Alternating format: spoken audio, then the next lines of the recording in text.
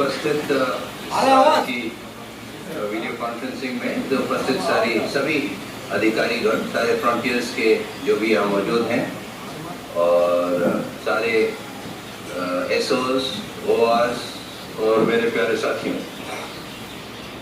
पिछली बातचीत आपसे विशाख में 5 जनवरी को हुई थी और पूरा वर्ष समाप्त हो गया था। उसके पश्चात नए साल में हमने आपसे बातचीत की थी। पिछले साल काफ़ी अच्छा रहा। क्या एडमिनिस्ट्रेटिव क्या ऑपरेशनल उपलब्धियों को यदि हम गिने तो काफ़ी अच्छा रहा था ये साल। ऑपरेशनल तौर पे बड़ी अच्छी उपलब्धियां हुई। क्या पंजाब में, जम्मू में, मिजोरम में, साउथ बंगाल में, नॉर्थ बंगाल में, गुजरात में अच्छी उपलब्धियां रही और हमारे जितने भी अफसरान और जितने जवान थे बहुत ही अच्छा कामयाबी हासिल की उन्होंने हर लेवल पे। एडमिनिस्ट्रेटिव लेवल पे यदि बात करें तो भी सिस्टम्स को इजाद किया गया और काफ़ी सिस्टम्स जो अलग अलग स्तर पे चल रहे थे उनमें भी काफ़ी इम्प्रूवमेंट दिखाई सबको दिखाई दिया। पिछले साल आपको पता है, पिछले साल या बल्कि इस साल के शुरू में कुछ स्टेटों में इलेक्शन में काफ़ी बड़ी मात्रा में आपकी फोर्स दी गई थी और मेरे ख्याल से हर जगह अपने काम से उन्होंने सभी को प्रभावित किया और सभी जगह से अप्रिसिएशन उनको हर स्टेट से मिला। और काबिल तारीफ बात यह है कि कहीं भी किसी प्रकार का एडवर्स मेंशन बीएसएफ को नहीं आया। क्या लॉ एंड ऑर्डर की बात हो, क्या कोई भी किसी विकट परिस्थिति से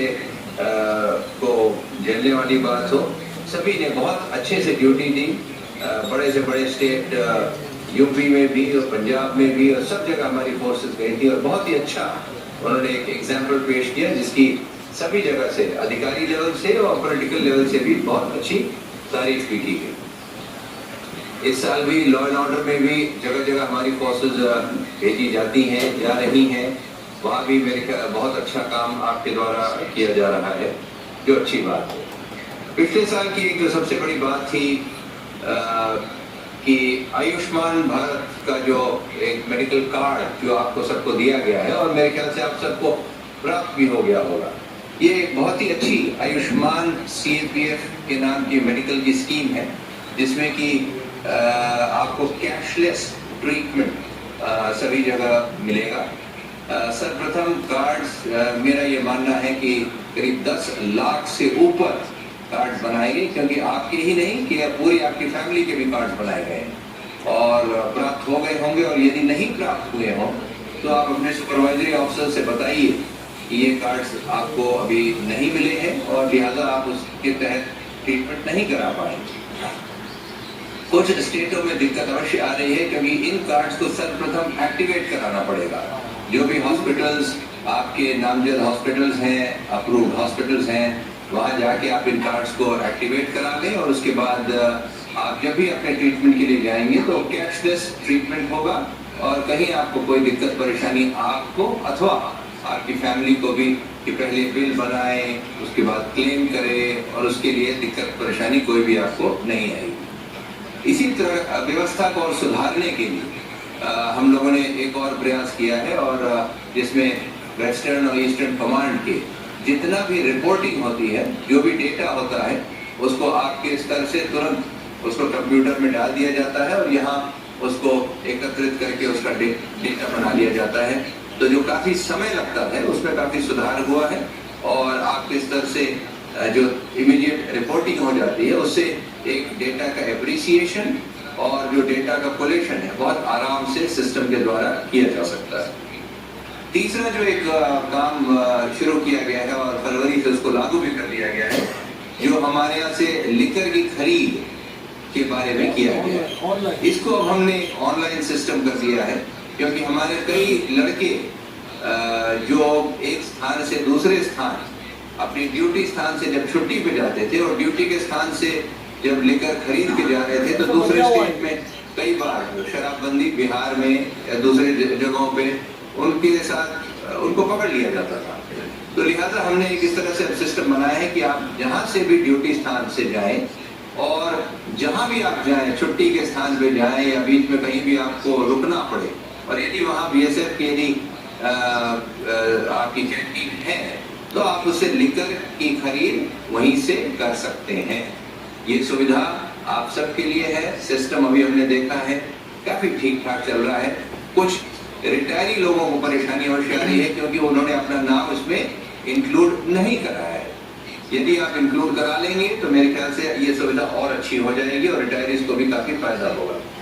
आपकी जानकारी के लिए मैं आपको ये भी बता दूं कि हम ये प्रयास कर रहे हैं कि आने वाले समय में लगभग 2-3 महीने के अंदर अंदर बीएसएफ, सीआरपी और आईटीबीपी मिलके इस व्यवस्था को लागू करेगी। इसका मतलब कि आप ड्यूटी स्थान से जब भी अपने छुट्टी के स्थान पे जाएं, चाहे वो कर्नाटक हो, तमिलनाडु हो, गुजरात हो, महाराष्ट्र हो,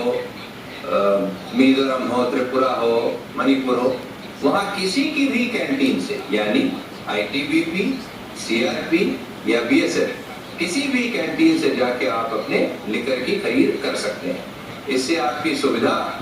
नंबर 1 तो बढ़ी जाएगी क्योंकि आपके पास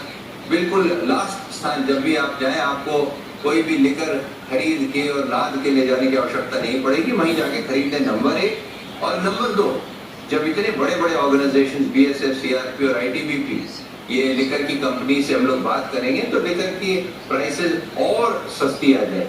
यानी अच्छी से अच्छी क्वालिटी की चीज भी आपको और सस्ती मिलेगी।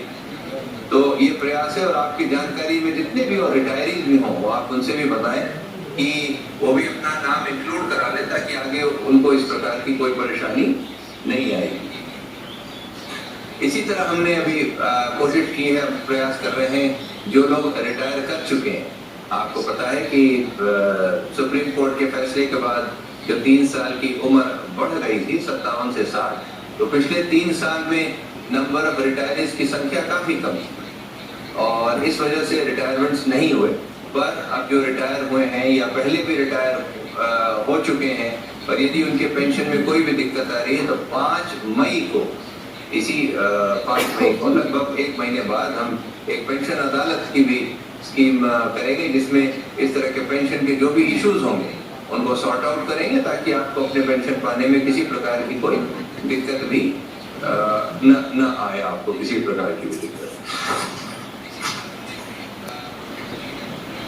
जहां तक आपके ऑपरेशंस की बात है और आपकी सुविधाओं की बात है, काफी बड़ी संख्या में गाड़ियों की भी सैंक्शन आई है और हम आपको गाड़ियां उपलब्ध करा रहे हैं। आपके सर्वेलेंस डिवाइसेस में जो सबसे इम्पोर्टेंट चीजें 2 हैं, HHTI, उसकी भी एक फाइनल टेंडरिंग होके फाइनल करके और फाइनल अप्रूवल के लिए नीचे गया हुआ है, जिसके तहत करीब 546 HHTI उपलब्ध हो पाएंगे नए, और उसी क्रम में 878 HHTIs और की सैंक्शन आ गई है। इसको हम टेंडरिंग करके और फिर और आपको समय पर उपलब्ध करा पाएंगे। इसी तरह UAVs, आपने देखा होगा पिछले कुछ समय में हमने कुछ जगहों पे UAVs अवश्य उपलब्ध कराए हैं और इसमें भी बड़ी संख्या में UAVs आने वाले समय में आपको उपलब्ध हो पाएंगे ताकि आप अपने निकटवर्ती जो भी क्षेत्र हैं उसमें आप बड़े इफेक्टिव सर्वेलेंस UAV से दिन में, रात में करा पाएंगे और डिस्क्रीट तौर से पता कर पाएंगे कि आसपास के इलाके में किस प्रकार की गतिविधि चल रही है और क्या कोई आपको और ज्यादा सावचेत या सावधानी बरतने की आवश्यकता है तो आप उसके बारे में भी पता कर पाएंगे। इसी तरह काफी बड़ी मात्रा में bullet proof jackets, bullet proof helmets, ये भी आपको उपलब्ध कराए जाएंगे। सब चीजें बिल्कुल फाइनल स्टेजेस में हैं। कुछ तो मेरे ख्याल से बुलेट प्रूफ जैकेट्स करीब काफी मात्रा में आ भी चुकी हैं और आवंटित भी हो चुकी हैं, पर और भी काफी संख्या में बुलेट प्रूफ जैकेट्स और हेलमेट्स आने वाले हैं। जो अपने समुद्री क्षेत्र हैं, साउथ बंगाल में हमारे पास 6 नई फ्लोटिंग BOPs आई हैं और इसी तरह कुछ फास्ट इंटरसेप्टर बोट्स भी आई हैं। तो मेरे ख्याल से जो आपकी समुद्री क्षेत्र की सर्वेलेंस की कैपेबिलिटी है वो भी और अच्छी होगी आने वाले समय में। और वेस्टर्न कमांड में भी 3 और नई बिल्कुल फ्लोटिंग BOPs आने वाली हैं, वो शायद नवंबर तक आ जाएंगी, जिससे आपकी एक अपने बॉर्डर को और इफेक्टिवली गार्ड करने की और आप और अधिक एफिशिएंटली बॉर्डर को ध्यान रखने की कैपेबिलिटी भी बढ़ जाएगी। हम मिनिस्ट्री ऑफ इलेक्ट्रॉनिक्स के साथ रह के कुछ एक नए क्षेत्रों में भी प्रयास कर रहे हैं कि नई प्रकार की टेक्नोलॉजी भी हमको उपलब्ध हो पाए। पंजाब, जम्मू ये क्षेत्र इस चीज से ग्रसित अवश्य हैं, जैसे कि बार बार ड्रोन आते रहते हैं। हमने कुछ जगहों पे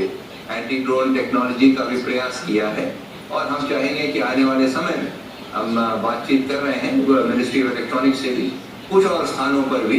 इस प्रकार की व्यवस्था को लगाएंगे ताकि हम इस प्रकार की जो परेशानी हो रही है उसको इफेक्टिवली काउंटर कर पाएंगे। इसी प्रकार जो टनलिंग की कई बार आप देखते हैं इधर से उधर तक टनल कई बार मिली भी है और हमने उसको काउंटर भी किया है। उसको भी किस प्रकार से हम पता लगा पाए पहले से कि कहाँ पे टनल है, उसकी टेक्नोलॉजी पे भी हम विचार कर रहे हैं और मेरे ख्याल से आने वाले समय में कुछ न कुछ प्रगति इसमें अवश्य होगी और हम इसमें मेरा मानना है कि 5-6 महीने के अंदर हम कुछ न कुछ सफलता अवश्य ही हासिल करेंगे कि किस जगहों पर टनल है हम पहले से इस चीज को प्रेडिक्ट कर पाए और फिर यदि दुश्मन के इस प्रकार के नापाक इरादे हैं तो उसको हम नेस्तनाबूद कर पाएंगे इस तरीके से। कई जगहों पे हुसैनी वाला आपको पता है अटारी में रिट्रीट की सेरेमनी होती है और एक बार पुनः हफ्ते में एक बार 2 बार पुनः प्रारंभ कर दी गई है कोविड के बाद पेट्रापोल पे, सिलीगुड़ी में भी। अभी पाकिस्तान से बातचीत करके हुसैनी वाला में एक बार पुनः रिट्रीट की सेरेमनी शुरू की गई है। जम्मू में ऑक्ट्रॉय में भी रिट्रीट की बड़ी अच्छी सेरेमनी की जा रही है और काफी संख्या में क्राउड्स आ रहे हैं उसको देखने के लिए। और राजस्थान में भी साचू में एक प्रयास किया जा रहा है और शायद वो भी कुछ ही समय में फलीभूत होगा कि वहाँ भी एक अच्छी रिट्रीट सेरेमनी की जाए। भारत के गृह मंत्री महोदय गुजरात में कुछ समय बाद जाने वाले हैं और वहाँ नाड़ाबे एक जगह है जहाँ पे काफी बड़ा एक डिफेंस का प्रोजेक्ट टाइप लगाया गया है जहाँ पे बॉर्डर को दिखाया गया है किस प्रकार पे बॉर्डर की स्थिति होती है और वहीं पे बीएसएफ का भी एक काफी बड़ा म्यूजियम जहाँ हथियार और किस प्रकार से पुराने समय में और आज के समय में हथियार इस्तेमाल किए जाते थे, किस प्रकार की वर्दी पहनी जाती थी, वो भी दिखाया जाएगा जो सब बीएसएफ करवा रही है वहाँ पे। इसका उद्घाटन शीघ्र ही मेरे ख्याल से हफ्ते 10 दिन में ही हो जाएगा और वहाँ भी रिट्रीट सेरेमनी होगी जहाँ जो बीएसएफ के तत्वाधान में की जाएगी। आप लोग को एक बात ध्यान से सुने, मैं प्रयास चल रहा है हमारे लेवल पे कि सभी लेवल पे आप लोगों के बच्चे जो पढ़ने वाले हैं और बच्चों को समय समय पर आपको पता है यदि किसी भी प्रकार के इम्तहान में यदि सफल होना है तो आजकल कुछ एक प्रोफेशनल यदि कोचिंग मिल जाए तो उससे काफ़ी सुविधा हो जाती है। हम प्रयास कर रहे हैं, आपने देखा होगा टीवी पे और सब जगह मैगजीन में भी नाम देखो, बाईजूस करके एक एजुकेशनल पोर्टल है जो भिन्न भिन्न कक्षाओं के लिए और भिन्न भिन्न प्रोफेशनल कोर्सेज के लिए ट्रेनिंग आपको या कोचिंग करता है। हम प्रयास कर रहे हैं इनसे ताकि हम इनसे बात करके और बिल्कुल ही नॉमिनल प्राइस पे आपके बच्चों को एक प्रोफेशनल और अच्छी ट्यूटोरियल कोचिंग दिला पाए। काम प्रगति पे है और मेरे ख्याल से कुछ समय में ही हम इसकी एप्लीकेशंस मांगेंगे और चाहेंगे कि आप यदि समझते हो कि आपके बच्चे को अच्छी प्रोफेशनल कोचिंग मिले, अच्छी कोचिंग मिले, ऑनलाइन कोचिंग मिले तो आप अप्लाई करें और हमारी तरफ से प्रयास होगा बिल्कुल बड़े कम से कम दाम पे हम इसको आपके बच्चों को दिला पाएंगे। इस संबंध में आप लोग ध्यान रखें क्योंकि कुछ ही दिन में हम इंस्ट्रक्शन यहाँ से जारी करेंगे और वो आईपीपी से भेजे जाएंगे ताकि हर बटालियन लेवल तक पहुँच जाए और बटालियन में जितने भी अधिकारी आज इस बात को सुन रहे हैं और जवान भी जो सुन रहे हैं, आप अपने बटालियन कमांडर से अवश्य कहिए यदि इस प्रकार की सूचना आती है तो आपको भी रोल कॉल में बताया जाए ताकि आप उसके लिए अप्लाई कर सकें और आपको अपने बच्चों का भविष्य एक अच्छा सजा सकें, संवार सकें। इसी क्रम में हम प्रयास कर रहे हैं कि यदि संभव हो पाए तो कुछ स्थानों पे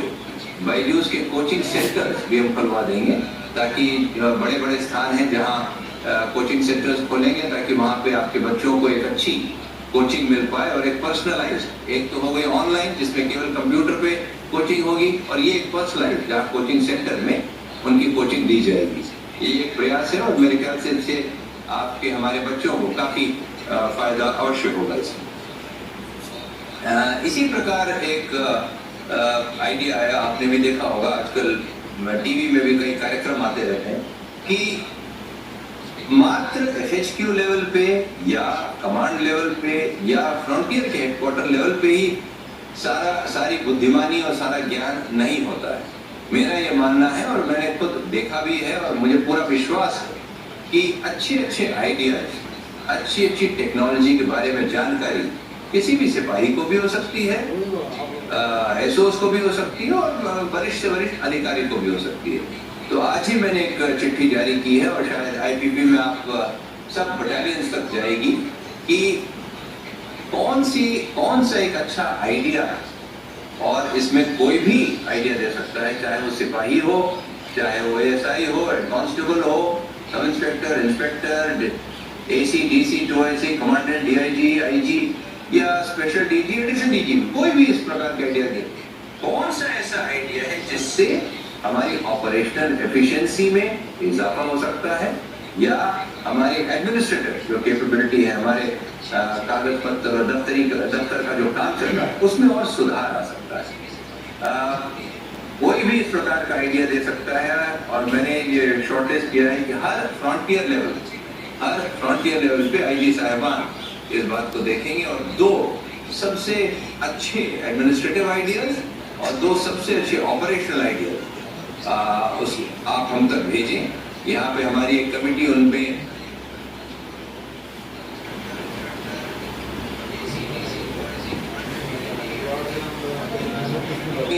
ऑर्गेनाइजेशन में इम्प्लीमेंट करें, इससे अच्छी बात कोई नहीं हो सकती।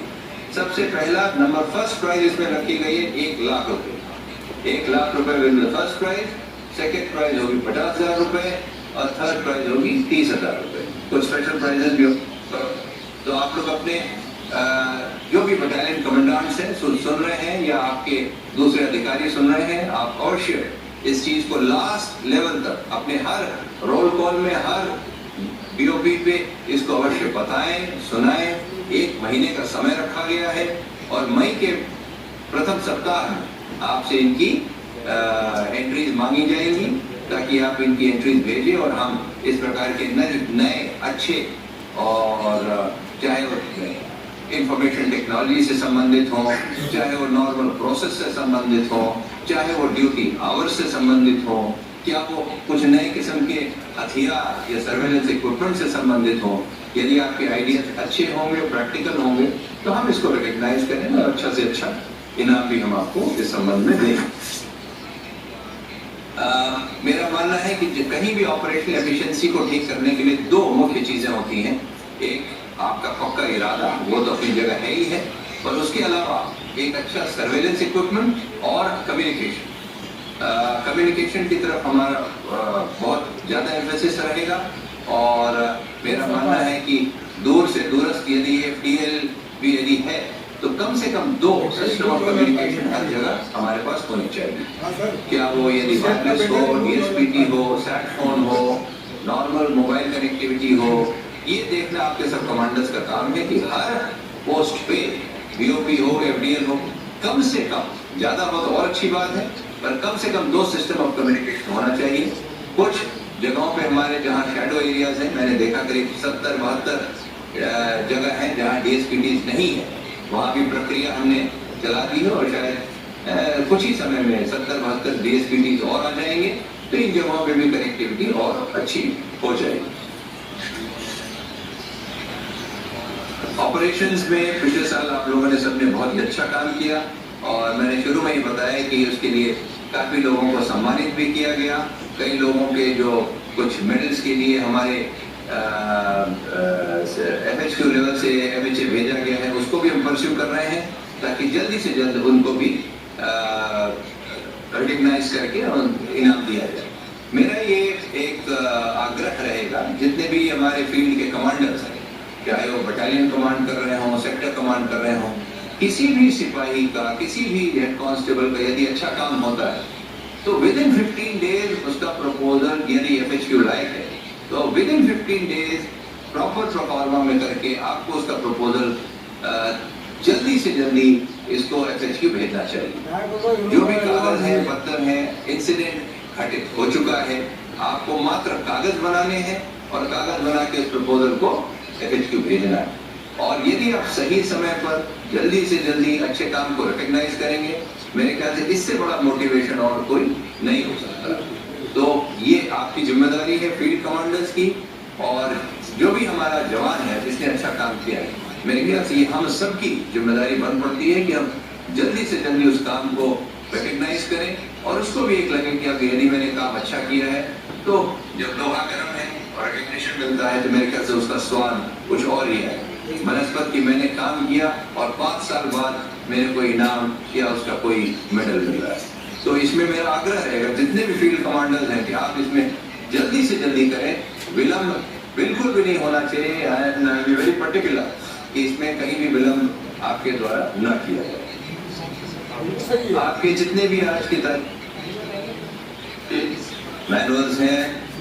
एडमिनिस्ट्रेशन के हैं, प्रोविजनिंग के हैं, ली ब्रांच के, हमने प्रयास किया है कि सारे ही मैनुअल्स को रिवाइज करके और अपडेट कर दिया जाए। लगभग 10-10 साल का समय हो चुका था और आपको पता है कि 10 साल में कई नए ऑर्डर्स आ जाते हैं, कई हाई कोर्ट सुप्रीम कोर्ट के ऑर्डर्स आ जाते हैं, विभागों में कई चेंज हो जाता है, MHA से कई चेंज हो जाता है, परिस्थितियां बदल जाती हैं। तो मेरे ख्याल से आवश्यक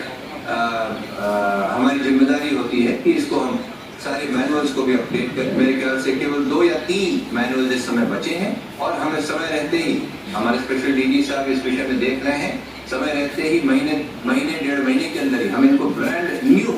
मैनुअल्स को बहुत अच्छा सुंदर प्रिंट करा के और सब जगह इसको भिजवा भी देंगे ताकि आप लोग सब नई चीज से वाकिफ हो जाए। अभी पिछले कुछ समय में ही हमने SBI से एक करार किया है, मेमोरेंडम ऑफ अंडरस्टैंडिंग साइन किया है BSF ने, ताकि इसमें जो नई आपके लिए जो भी फायदे की चीजें हैं, कुछ एक्स्ट्रा इंश्योरेंस की बात है, कुछ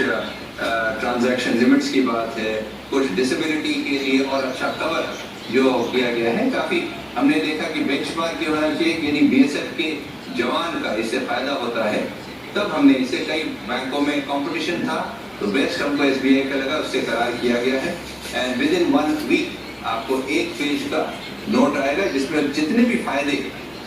ये इस SBI से MOU किया गया है आपको उपलब्ध हो पाएंगे। और मेरा रिक्वेस्ट यही रहेगा जितने भी फील्ड कमांडर से कि इनके इस अकाउंट्स को आप निकटस्थ जो भी SBI की ब्रांच है उनको करके दे दें ताकि उन लोगों को इन स्कीम में इंक्लूड कर दिया जा सके। और ये प्रक्रिया जितने भी SBI के अकाउंट होल्डर्स हैं उनको उपलब्ध हो पाएगी। तो इस प्रक्रिया को समस्त फील्ड कमांडर्स अगले 15 दिन के अंदर ही कर दें, क्योंकि SBI का किसके पास अकाउंट है ये सर्वविदित है, सबको पता है। तो ये प्रक्रिया अगले 15 दिन में field commanders must complete. And मैं रिक्वेस्ट करूंगा कि जो भी हमारे अधिकारी यदि इंस्पेक्शन के लिए जाते हैं तो इस चीज को जरूर देखें, क्योंकि कोई भी यदि फायदा एक्स्ट्रा हमारे जवान को मिल रहा है और यदि वो इंक्लूड नहीं किया जाता है तो ये हमारी देरी की वजह से होगा और हमारी गलती की वजह से होगा, जो नहीं होना चाहिए। इसको सारे फील्ड कमांडर्स अगले 15 दिन में SBI को एप्लीकेशन देके हमारे ये जवान, ये अकाउंट नंबर, ये इनको स्कीम में इंक्लूड किया जाए। और within less than a week मैं आपको 1 पेज का एक नोट भेजूंगा जिसमें जितने फायदे हैं वो उसमें इंगित किए जाए। इसी तरह से शायद आपको पता चला होगा, अभी हम लोगों ने IRCTC से भी एक अंडरस्टैंडिंग की है। IRCTC वो है इंडियन रेलवे की एक सर्विस है जिसके तहत आप लोग सभी अपने ट्रेन के टिकट बुक कराते होंगे। और IRCTC एयर वो है जिसके थ्रू लोग अपना एयर की भी बुकिंग कराते हैं। इसी जो हम लोग कागज के द्वारा वारंट बनाते थे, अब वो इसी तरह सीधे कंप्यूटर के द्वारा बना दिए जाएंगे और तुरंत ही 120 दिन पहले आप इसको बुकिंग करा सकते हैं। आप अपनी ड्यूटी के लिए भी इसका इस्तेमाल कर सकते हैं, अपनी छुट्टी के लिए जाने के लिए भी इस्तेमाल कर सकते हैं। और कंप्यूटर से बैठे बैठे आपको स्टेशन जाके वारंट का एक्सचेंज करने की आवश्यकता नहीं पड़ेगी। और सेविंग्स भी इसमें काफी ज्यादा है, क्योंकि एक वारंट पे भारत सरकार को 253 रुपए लगते थे, जबकि आज इस व्यवस्था के द्वारा एक IRCTC से उसी काम के लिए मात्र 54 रुपए यानी लगभग 200 रुपए का एक वारंट पे भारत सरकार की बचत होगी इसमें। तो ये काफी बड़ी बचत है और मेरे ख्याल से समय रहते इसको आपको सबको तुरंत, हम ये भी कोशिश कर रहे हैं क्योंकि मैंने देखा है कि काफी बड़ी संख्या में हमारे आज जवान भी जो अपनी छुट्टी जाते हैं, मेरे ख्याल से अच्छी प्लानिंग कर लेते हैं तो ज्यादातर 80-90% बाई एयर जाते हैं। समय की बचत होती है और यदि पहले से प्लानिंग कर ली जाए तो मेरे ख्याल से सेकंड AC के बराबर ही लगभग किराया भी बन पड़ता है। तो हम IRCTC से बात कर रहे हैं कि वो एयर की बुकिंग भी हमको इसी स्तर पे इसी तरह के बेनिफिट्स के साथ उपलब्ध करा दे ताकि हम उसका भी फायदा ले सकें और आप लोग जहां भी हैं, जिस स्थान पे भी हैं, बैठे बैठे अपनी एयर से बुकिंग कर लें ताकि आपको इसमें भी काफी बड़ा फायदा मिलेगा। कुछ चीजें जो मैं वर्ड ऑफ कॉशन लास्ट में आपके सामने रखना चाहता हूँ। रेगुलर इस जानकारी में आता है, बल्कि आज सवेरे की भी बात है, हमारे किसी एक जवान ने कि कोई टेलीफोन कॉल आया, उसने बड़ी चिकनी चुपड़ी बातें की और उसके बाद आपने उसको अपना पिन नंबर बता दिया, कुछ और डिटेल्स बता दिए और आपके अकाउंट से पैसे निकल गए। आपको बार बार सावचेत कराया गया है, हर प्रकार से आपको आप एडवर्टाइजमेंट देखते होंगे, अलग अलग बैंक्स के द्वारा बताया जाता है, RBI के द्वारा बताया जाता है। कृपया इस विषय में बहुत सावधान रहें। और पिछले साल हमारे लोगों का करीबन 26 लाख रुपए का नुकसान हुआ है। कई जगहों पे इस तरह किस्से हुए और इस तरह का पैसा उनके अकाउंट से निकला है कई लोगों का। इसी प्रकार इस साल भी आज प्रातः काल की बात भी है जब एक जवान ने अपना नंबर दे दिया। किस जगह का था वहीं पर एक केस आज सवेरे का ही है, तो आप लोग खास ध्यान रखें। पंजाब का केस है आज सवेरे का, आप लोग खास ध्यान रखें। मैं केवल आपको सावचेत कर रहा हूँ क्योंकि इससे आपकी गाड़ी मेहनत की कमाई चली जाती है और फिर इसको निकाल पाना यदि वापस मिल पाना बहुत मुश्किल का काम है, क्योंकि ये लोग साइबर वर्ल्ड से काम करते हैं। व्यक्ति बैठा रहेगा नेपाल में, व्यक्ति बैठा रहेगा मिजोरम में, व्यक्ति बैठा रहेगा तमिलनाडु में और वो पैसा निकालते ही आपके अकाउंट से पैसा निकालेगा, अपना अकाउंट बंद करेगा और गायब हो जाता है। कई बार बैंक वालों की भी मिली भगत रहती है, पर कृपया चिकनी चुपड़ी बातों में न आए। किसी भी सूरत में अपना pin number, bank account number या कोई इस प्रकार का पासवर्ड न बताएं, क्योंकि इससे नुकसान केवल आपका ही होगा और फिर पुलिस के चक्कर लगाने से मेरा मानना है कि इसमें पैसे निकलना बहुत मुश्किल काम है।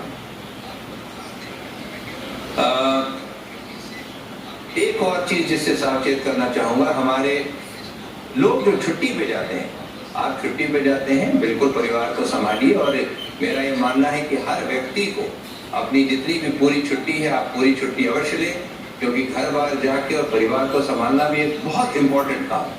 यदि हो सकता है आपके बच्चों की पढ़ाई का विषय हो, माँ बाप के इलाज की बात हो, कोई प्रॉपर्टी को खरीदने या बेचने का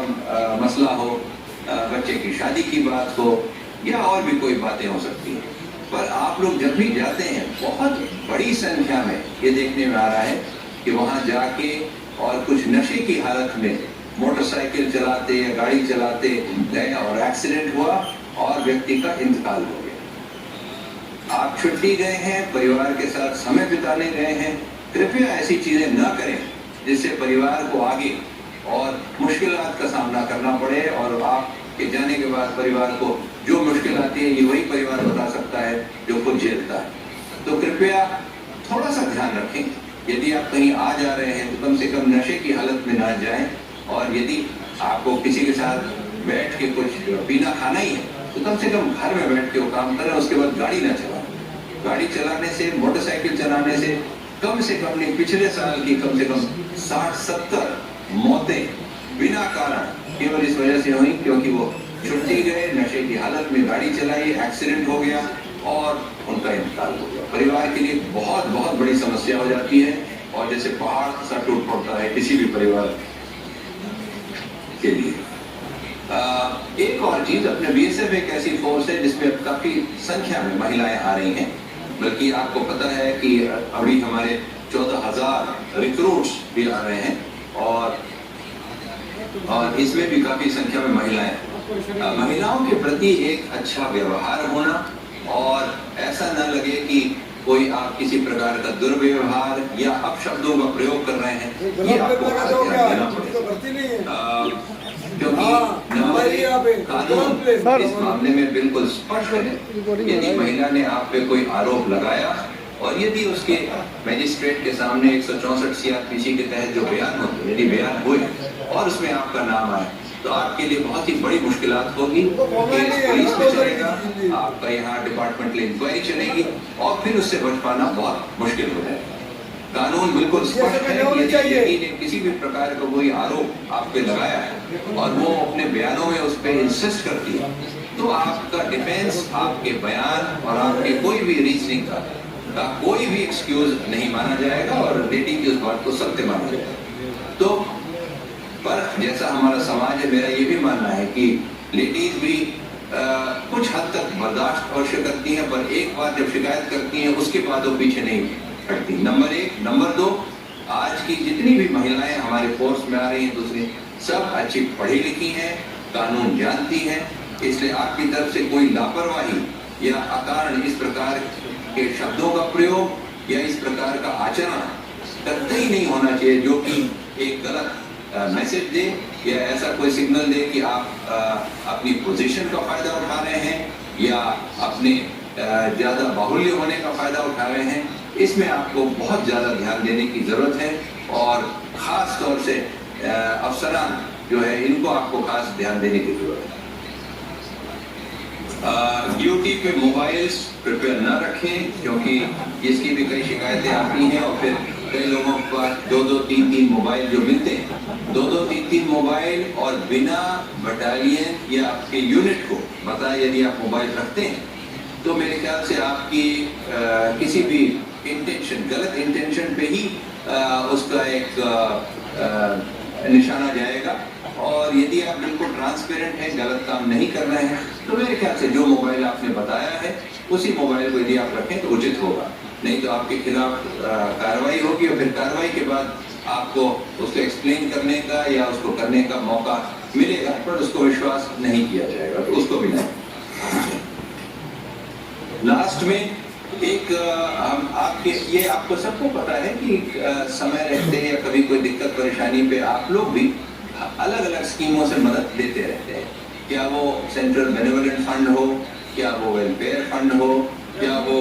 आपके जानकारी में गोल्डन जुबली प्रेरी कवच कल्याण कवच योजना, इसमें हम लोगों ने कमेटी बनाई है और कुछ समय पहले वीडियो कॉन्फ्रेंसिंग भी हुई थी सारे फ्रंटियर से, जिसमें हमने देखा था कि एक ही चीज के लिए कई जगह आपको 2-2, 3-3 स्कीम में उसका, जैसे लड़की की शादी करनी है, वेलफेयर फंड में भी है, बेनेवोलेंट फंड में भी है और दूसरे में भी। तो मेरे ख्याल से कमेटी बनी है जो देखेगी कि हम ज्यादा से ज्यादा फायदा उठाएं और किसी एक चीज को यदि एक स्कीम में हो तो दूसरे में ना लगाएं, ताकि दूसरे स्कीम में हम दूसरी और अन्य चीज का भी फायदा ले सकें। कुछ स्कीमें हैं जिनके विषय में मैं आपको जानकारी में डालूं, जैसे गोल्डन जुबली सीमा प्रेरी कल्याण कवच योजना आपको अच्छी लगती है और शायद इसमें 30 लाख का, यदि व्यक्ति की डेथ हो जाए तो 30 लाख का एक अमाउंट भी दिया जाता है, पर शायद आपकी जानकारी में ये नहीं है। ये एकमात्र इंश्योरेंस योजना है जिसमें नंबर 1 पैसे तो दिए ही जाते हैं, पर व्यक्ति जब रिटायर करता है या नौकरी छोड़ता है तो उसके पूरे के पूरे पैसे भी वापस दे दिए जाते हैं। ऐसी इंश्योरेंस योजना पूरे भारत में इस प्रकार की कहीं भी नहीं। पिछले 3 साल में रिटायरमेंट्स नहीं हुए तो रिटायरमेंट का पैसा भी पे लोगों को लौटाना पड़ेगा। आपको केवल उदाहरण के तौर पर मैं बता दूं, जैसे 2020 में गोल्डन जुबली स्कीम में 143 करोड़ इकट्ठे किए गए और जो बाहर हमने पेमेंट किया अपने लोगों को 140 करोड़, यानी हमारे पास मात्र 3 करोड़ बचे। 2021 यानी कोविड का वर्ष, हमने कलेक्ट किए सारे जवान से, सारे अफसरों से मिला के पूरे साल के इकट्ठे किए 146 करोड़ रुपए। 146 करोड़ रुपए और हमने जो बाहर पेमेंट किया अपने लोगों को और जिनकी मृत्यु हो गई है अन्य कारणों से 175 करोड़ रुपए, यानी जितने पैसे हमने कलेक्ट नहीं किए उससे ज्यादा हमारा पे आउट हो गया। ये स्कीम थोड़ी सी मेरे हिसाब से बहुत अच्छी सोच विचार करके नहीं की गई है। पे आउट हम बहुत ज्यादा दे रहे हैं, पर इसका फल यही होगा कि शायद 2-3 साल के अंदर अंदर हम इस स्कीम में बैंकरप्ट हो जाएंगे और एक पैसा नहीं होगा हमारे पास देने के लिए और हमारा किटी भी जीरो हो जाएगी। मैं केवल आपको इसीलिए बता रहा हूं कि इसलिए इस प्रकार की स्कीम वैसी स्थिति आ जाए, इसके पहले हमको इस स्कीम के बारे में विचार करना पड़ेगा, देखना पड़ेगा। जो इस पिछले साल की स्थिति मैंने बताई 146 करोड़ वॉज द कलेक्शन और 175 करोड़ वॉज द आउटफ्लो जो हमने अपने लोगों को दिया। तो इस प्रकार की कुछ डिफेक्टिव स्कीम्स भी हैं जिन पे हमको एक बार पुनः विचार करना पड़ेगा, देखना पड़ेगा और वो कमेटी इनको देख करके और सुधार करने का प्रयास करेगी। क्या वो पेमेंट की बात हो, क्या कॉन्ट्रीब्यूशन की बात हो, पर बैंकरप्ट स्कीम में या बिल्कुल डिफॉल्ट होने से अच्छा है कि हम विचार कर लें और एक सही प्रैक्टिकल लाइन पे स्कीम को लाने का प्रयास करें। अंततः मैं आपको बताऊंगा कि 14,000 रिक्रूट कुछ ही समय में, महीने 2 महीने के अंदर आपकी सबके यूनिटों में जगह जगह जाएंगे। इनको अच्छे से आप लोग वेलकम करिए, अच्छे से ट्रेन करिए। ये वो फसल है जो अगले 30-35 साल तक आपके साथ रहेगी और यही इनसे बहुत सारी आशाएं, बहुत क्वालिफाइड ये सारे लोग हैं जो आ रहे हैं और यदि हम इनको शुरू में एक अच्छा प्लेटफॉर्म देंगे, अच्छी तरह से ट्रेन करेंगे, अच्छी तरह से सिप्लाई करेंगे, अच्छी तरह से ड्यूटी देंगे और अच्छी अच्छी कोच की चीजें बताएंगे, तो मेरे ख्याल से हमारे समस्त ऑर्गेनाइजेशन का ही फायदा होगा। हमारे और एक एक कड़ी से जिस प्रकार से एक सुंदर हार बनता है, शायद हमारे वर्किंग में, हमारी डीलिंग में भी और इजाफा होगा। तो इनको जरूर वेलकम करें। छुट्टी के तौर पे आप लोग जितने भी हैं साल में अपने प्लान करिए, छुट्टी अवश्य लीजिए। छुट्टी एक बहुत ही इम्पोर्टेंट और वेलफेयर मेजर है। परिवार को संभालना अत्यावश्यक है, क्योंकि जो व्यक्ति परिवार की तरफ से चिंताग्रस्त रहेगा, परेशान रहेगा, वो प्रॉपर ड्यूटी भी अपनी नहीं दे पाएगा। तो आप अवश्य छुट्टी लें, टाइमिंग कर लें, प्रयास कर लें और ये जो IRCTC का प्लेटफॉर्म है इसको इस्तेमाल करें, आपके लिए बहुत कन्वीनियंट हो जाएगा। और भी कई नई चीजें हैं आपके लिए हम प्रयास कर रहे हैं ताकि सिस्टम और सुधरे और हमारा बेंचमार्क यानी मापदंड हमेशा वो रहेगा। हमारा जो जवान, लास्ट जवान जो भी है, जो हमारा बॉर्डर पे खड़ा है, यदि किसी भी चीज में उसका फायदा होगा, किसी भी चीज में उसकी ऑपरेशनल एफिशिएंसी बढ़ेगी, हम उसको अवश्य कोशिश करेंगे कि उसको लागू किया जाए और हम उसको अपने सिस्टम में उसका समावेश करने का प्रयास करें। आप सबको आने वाले समय के लिए, आने वाला समय कुछ जगहों पे बहुत भयंकर गर्मी पड़ेगी, कुछ जगहों पे बहुत भयंकर पानी पड़ेगा, उससे भी अपना ध्यान रखें। इनसे बीमारियां आती हैं, अपने आप को भी ध्यान रखें। और पिछले 2 साल ने ये सिखाया है कि जिसकी भी सेहत अच्छी रही उसको कोविड नहीं हुआ और यदि हुआ भी तो बड़ी आसानी से वो उससे पार पा गया। तो अपनी सेहत का खास तौर से ध्यान रखें। आने वाला समय बहुत ज्यादा गर्मी का, बरसात का होगा, उससे भी अपने आप को बचा के रखें। आप सबको, आपके परिवार को मेरी तरफ से बहुत बहुत शुभकामनाएं। जो जो बातें मैंने बताई हैं उनका ध्यान रखिए। कोई भी दिक्कत परेशानी हो तो आप अपने बटालियन लेवल पे, फ्रंटियर लेवल पे, कमांड लेवल पे, और यदि उससे संभव नहीं हो तो हमारे तरफ आने का प्रयास करें और हम कोशिश करेंगे कि आपकी परेशानी का निवारण करें। धन्यवाद। जय हिंद।